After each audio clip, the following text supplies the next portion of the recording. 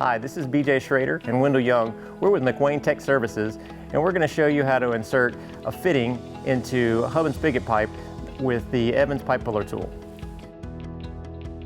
First, you've got to make sure that the hub is clean and free of any debris, mud, sand, or anything that would impede us from making a positive seal.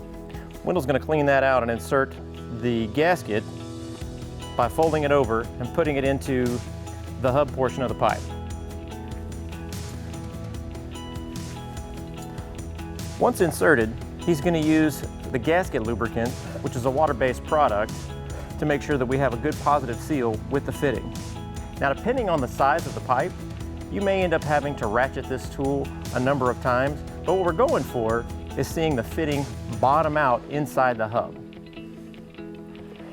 You also want to apply the gasket lubricant to the outside of the fitting.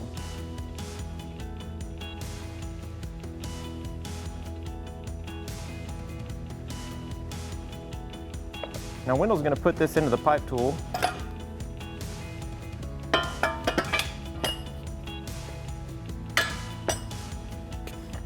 And we're going to ratchet it down close.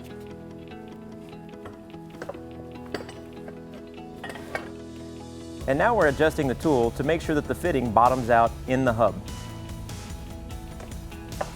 Now that time I felt a good positive seal, and I know that the fitting bottomed out in the hub. So that's how you use the Evans pipe puller to insert a fitting into hub and spigot pipe.